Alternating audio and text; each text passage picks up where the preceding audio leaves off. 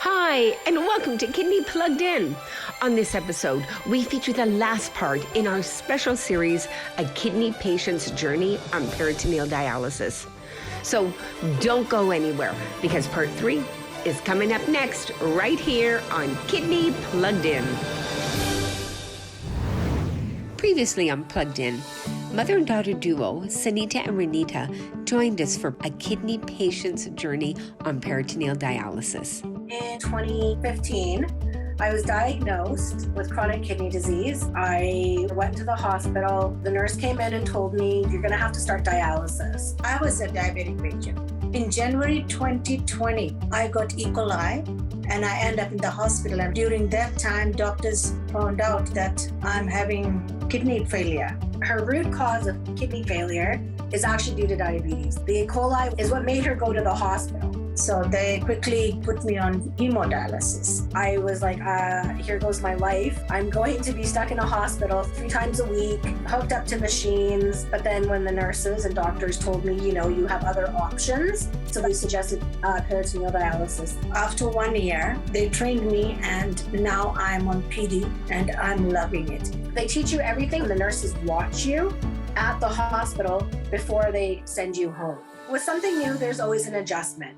I remember my first day coming home from the hospital with my machine. Obviously, I was nervous. I was scared because you don't want to mess up. It's your body. But then you have to have the confidence, because if you don't have the confidence, you're going to mess up. There is a 24-hour number which you can call. Somebody comes on the phone and guides you like what's the problem is. And they won't go off the line until your problem is fixed. The machine, overnight, it does its magic. In the morning when you wake up, you feel refreshed. You feel like a new person. Yes, there can be kinks in your line, a little snag inside, something going on inside where it's not draining out fully. So many different things can happen. You do have to adjust a little bit. You may have to adjust your body position, or there might be a knot in your wire. One day I just turned around towards my husband. The machine beeped and told me, don't, you can't. So I said, machine doesn't want to see you. I turned around and it stopped beeping. Mom has a newer machine. I think it's more user-friendly and anyone can use it. Yeah, my machine is so small. It's like your carry-on. You go on the plane, you put it on top of overhead, and that's it. My machine was literally, I needed my own suitcase. So imagine a full-size suitcase. That was the size of my machine. I love this machine. It is very, very easy, and I'm ready to travel with it. We continue with part 3 of our series, A Kidney Patient's Journey on Peritoneal Dialysis, next. Hey honey, I lost the list for Jason's birthday thing. Obviously hamburger, cakes. No, not hamburger cakes. Hamburgers and cake. And buns, sausage. Okay. Ooh, eye candy. Is it a full moon tonight? People are being weird. And don't forget to make the Facebook event private this time. Okay, bye.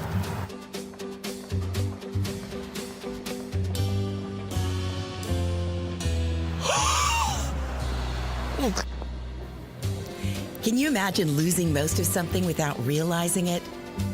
Over time, kidney disease can destroy up to 80% of kidney function before you notice any symptoms. Talk to your family doctor to see if you're at risk and need to be screened. It could save your life.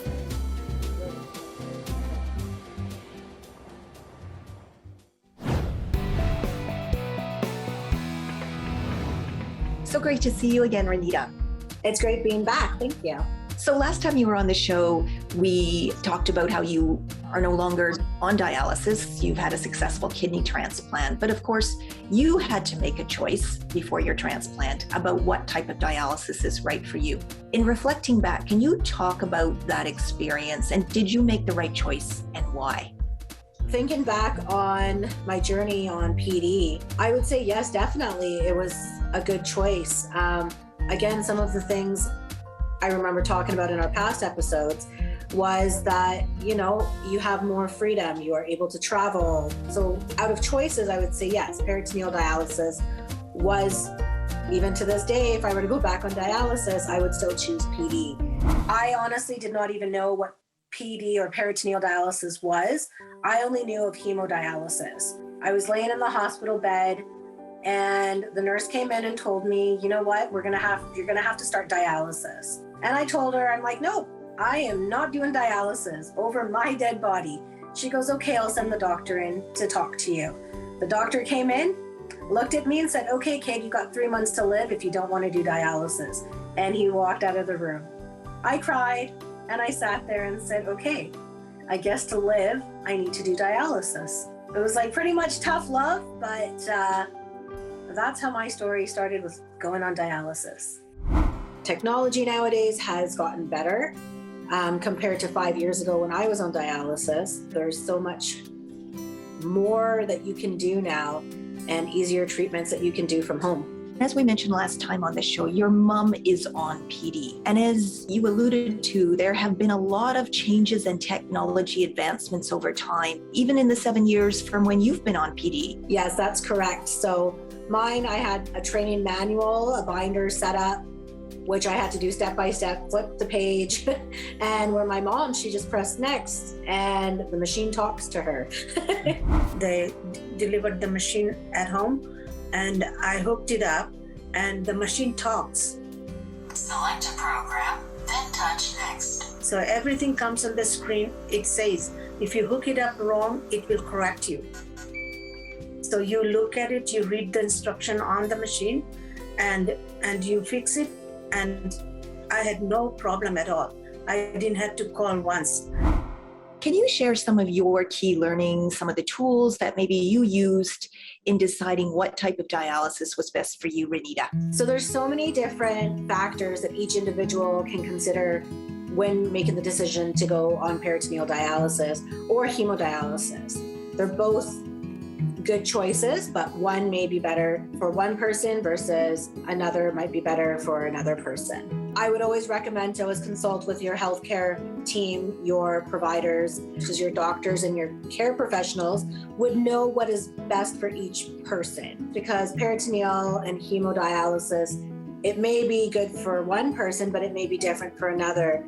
For example, my mom, because her health was really low, when she was admitted into the hospital, she had to go on hemodialysis right away.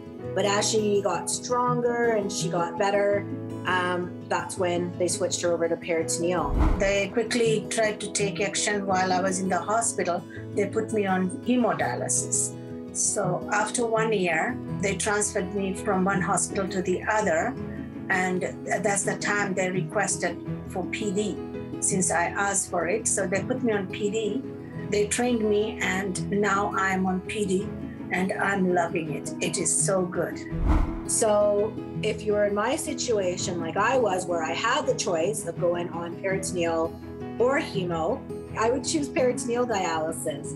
Again, it depends on your lifestyle. If you're more of an active person, you're able to do things by yourself, I would recommend peritoneal. Where if you're unable to do things and you need someone to care for you, or you're just in that stage where you just can't do things on your own, then I would recommend probably hemodialysis. And of course, you've got a very active lifestyle, and I assume that that was probably a fairly big factor in your decision to go with peritoneal dialysis.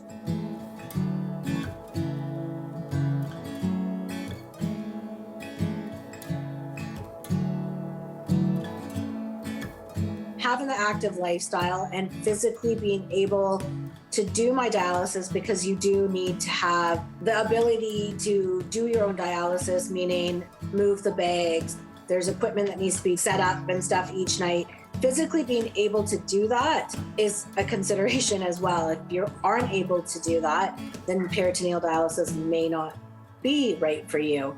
But yes, most definitely being on that plus side of being more physically active and being able to do it, that was one of my considerations for doing peritoneal dialysis. So an important point that you just mentioned with respect to doing PD was that you had to have the right support, the right environment, enough room in your house to store all the supplies with PD. But the other big piece was having support in your life in terms of whether that's friends or family. And I know for you, you had your husband, Sunny, and your parents, and they were absolutely critical in terms of you having a successful experience with PD.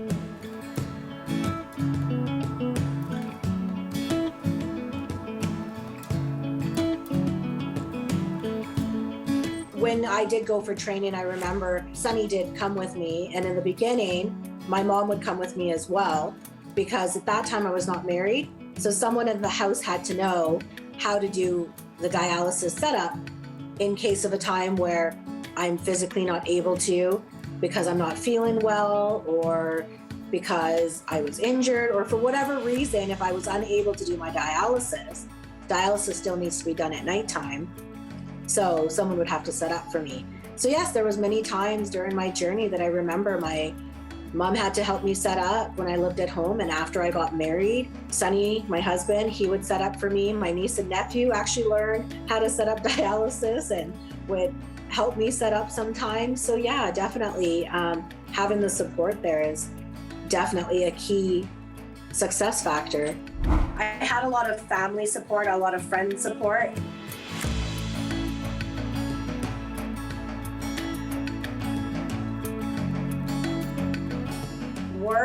My work environment, my manager was awesome.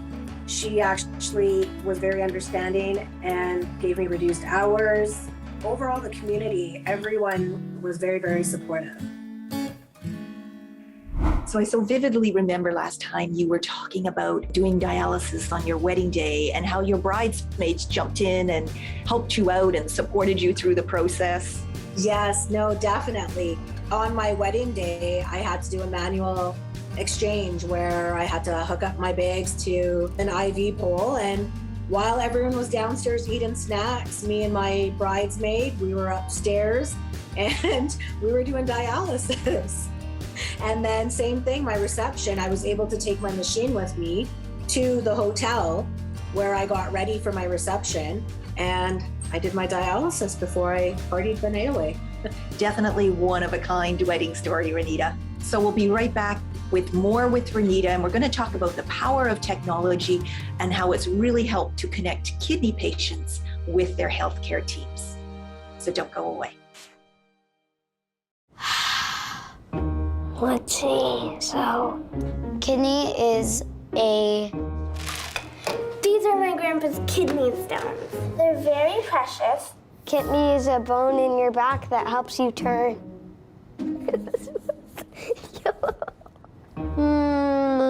I don't know, to be honest. They don't know kidneys are vital, do you? Get the facts at kidney.ca. So Ranita, the last time you were on the show with your mom, we talked about the advancements in technology, and your mom was explaining how she used the digital platform ShareSource, and it really helped to keep her connected with her healthcare team. And of course, when you were on PD 7 years ago, you didn't have access to ShareSource. So can you talk a little bit about how you stay connected and how you help to keep yourself from feeling isolated? So for me, it was a lot of phone call appointments. My nurse would always call in. I would get phone calls. Okay, what is your weight today? What is this today? Because we have to check your weight, your blood pressure, how much did you drain that night? Get all the information from the machine. I'd have to go through my settings and write everything down in an old school logbook. And then when my nurse would call me, I would have to give her all that information. But now with my mom's setup, everything is all recorded in her machine. And with ShareSource, they have direct access. ShareSource transmits a patient's treatment data after completion of a dialysis session to the secure ShareSource platform. Healthcare providers can then access detailed information about a specific patient's treatment history, giving them the ability to make clinical decisions in a more timely manner. So if the nephrologist or any of her kidney team wants to know, okay, what is going on with Sunita today? They just log into her device and they can see, oh, today she did this. Oh, she's got too much fluid coming off. They'll give my mom a call and say, oh, you need to change your machine for tonight. They send a router with the machine, which they take all the information from your machine. My nurse takes it from there, as well as the head office does that. So they both take the information. What I did tonight, it will come on the machine and they collect it from there. And they watch it, they look at it. What time the machine beeped, what time, what recorded, how much fluid is taken out of me. And everything, it gets recorded, my weight and my pressure. I enter it. And so they look at it, and then my nurse adjusts from her office. I wouldn't know at that time until I would check in with my healthcare team, which sometimes would be a day or sometimes it would be every 2 days. It would all depend how I was doing. So I recall with your mom that it was pretty much smooth sailing, and it was just one night when her machine beeped, and it was pretty much instant feedback in terms of what the issue was, and she got it resolved immediately. So everything comes on the screen. It says, if you hook it up wrong, it will correct you. So you look at it, you read the instruction on the machine, and you fix it. And I had no problem at all. Only time I called was last night, that's it. So it's really quite remarkable when you think back to your own experience and how different it was. And you had to do phone calls, and obviously it took far more time than your mom's experience. Oh yes, for sure. I remember at nighttime sometimes, if you don't drain properly, your machine alarms. So it sets off this annoying alarm. And I would have to go read the machine, try to figure out, is there a kink in my line? What is going on? Alarms would go off and stuff, which is alarming, and you're scared, like in the middle of the night, your alarm's going off and you got to figure it out. I have my binder with my pages going step by step. What do I have to do? Where my mom just gets a phone call, or her machine will get a direct message. You need to drain, or there is a kink in your line. This is what's going on. And she knows right away, where I would have to problem solve. It is so easy to use. It tells step by step, anything goes on at night, it will beep, and you read the instruction on the screen. It speaks, actually. It says your patient line is off, you move your position or do whatever. It explains it to you. So that makes it very easy. I love this machine. So yes, technology has definitely gotten better over the past few years, for sure. So speaking of technology, it has been a huge connector, a huge lifesaver for kidney patients during difficult times, including the pandemic. So what are some of the tools that you've used to cope, to stay in touch, to help you from feeling isolated? So yes, this whole entire world has been through this pandemic, and we are still living through it. Some of the coping mechanisms that I had used was yoga, meditation, and I still use those to this day. Just trying to keep active as much as I can. Personally, stretches, yoga, trying to just keep happy. I turn to social media for outreach. There's so many groups and stuff that help support people.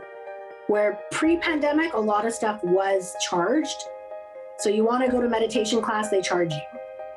But now everyone does things, no charge, to help everyone's minds. To connect with my family and friends, I would do, Facebook phone calls, Zoom calls, or doctor's meetings turned into video appointments or phone calls. They do virtual visits now. So the personal attention has gone. Convenience is definitely there. I don't have to drive anywhere. Driving, commuting, yes, I'm happy I don't have to do that anymore. So there's always pros and cons to everything. Phone calls and video chats became my life. So mental wellness has really come to the forefront during this time for patients with chronic illnesses and others. And I think you were saying that meditation and yoga for you has been a huge help.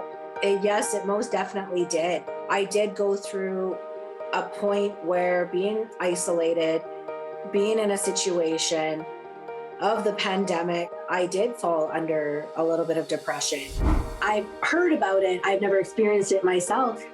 because I've always been in a happy environment, happy place, never had to feel being lonely, even though I have people with me in the home, just that sense of feeling loneliness. I learned another thing, like, mental health is a serious thing. It's something that's now being talked about more because of COVID, I think, because a lot of people are going through it. I hate to say it, but suicide rates have gone up. Mental health is serious. So I have learned, that's one thing that I've learned about myself is just like kidney disease, mental health can happen to anyone. But being able to reach out to people via social media, join in support groups or, different kidney groups where people that are going through the same thing as me understand, and everyone's there as support. As they say, you have a solid foundation. My husband is that foundation in my life. Honestly, if I didn't have him around during the pandemic, during my whole entire kidney journey, I honestly don't know where I would be right now. I personally I don't talk about it, but I have, gotten to that point where I was so down in my life when I was first diagnosed, before I was married and everything, where I was like, it would be easier if I just wasn't in this world anymore. And then after I met my husband, it's like someone will still love you, even if you have kidney disease, if you're struggling, there is always someone there. So yes, he is probably one of my biggest supporters through everything.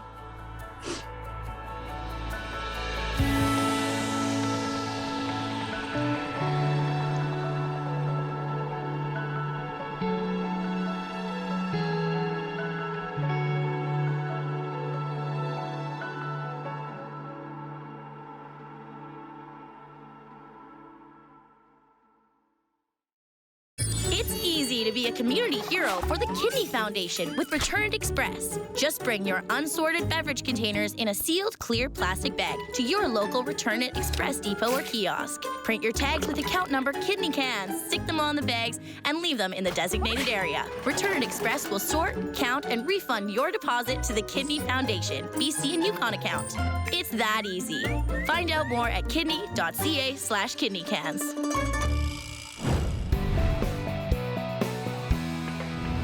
So Ranita, how have things changed for you post-transplant? Well, post-transplant, I am back at work now. We are looking to conceive eventually in the future. So that is something we are definitely looking forward to. And, just living a happy lifestyle, happy, healthy transplant kidney life. I know one of the things that your mom mentioned last time that she was on the show is one of the reasons that she chose PD is she was really looking forward to when things opened up and she'd have the opportunity to travel, and that PD gave her that flexibility. Until I got this machine, which does it 8 hours at night and all day I'm free. So this is kind of a freedom for me. I have already been to my daughter's house with PD, but hemo I couldn't. I went there, I stayed a couple nights, came back, and I felt so good.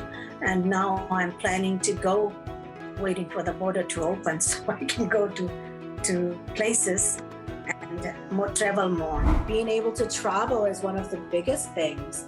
And when you have peritoneal, you can take your little machine with you as well. And when the borders do open, you can cross the border, you can go all around the world with your little machine. So I did actually travel to Mexico for my honeymoon. And with peritoneal dialysis or PD, you're able to travel because all you take is your machine, you get all your solutions delivered to your destination, and it's just more of a normal lifestyle, I would say. It's the new normal.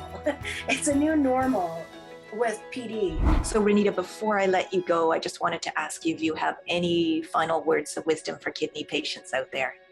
Yes, for sure. Like my mom always says to me, I'm her inspiration. She says, if I could do it, she could do it. When I heard about my daughter, I cried day and night. I didn't cry that much when I heard about myself, but I cried a lot about my daughter, day and night. Like that was like very scary thing for me. I really cried a lot.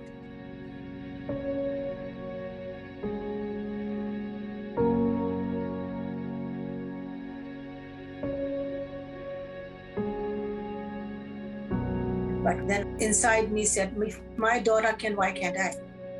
That's the question. It came to me. And then I said, go for it. I've seen it. She has got a kidney now and she's doing all right. I want to go in that direction. So for all the kidney patients out there, you know, there's a light at the end of the tunnel. Keep fighting, stay strong. You are all warriors, we're all fighters, and just keep fighting. There's always something better to look for. That's all I can say, sorry. Ranita, thank you so much.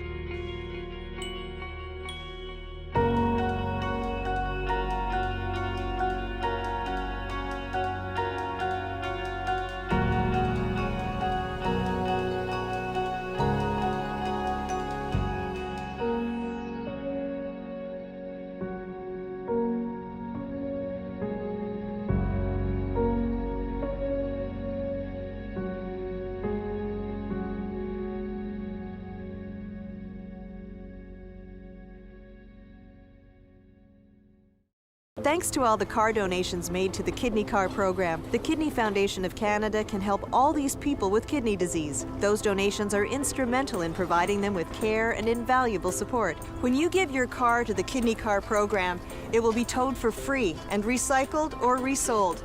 You'll also receive a tax receipt of at least $300.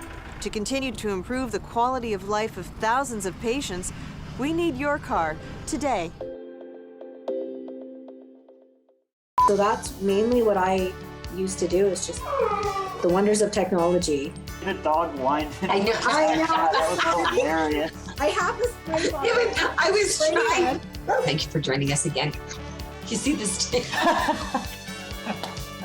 Blooper! You do more good than you can even realize by doing these interviews. So, thank you. And I think I just froze. Thanks for joining us on Plugged In, and hopefully we'll get the scoop when you and Sunny are expecting. Thank you. It was my pleasure, and I love Plugged In, and I'll see you guys again.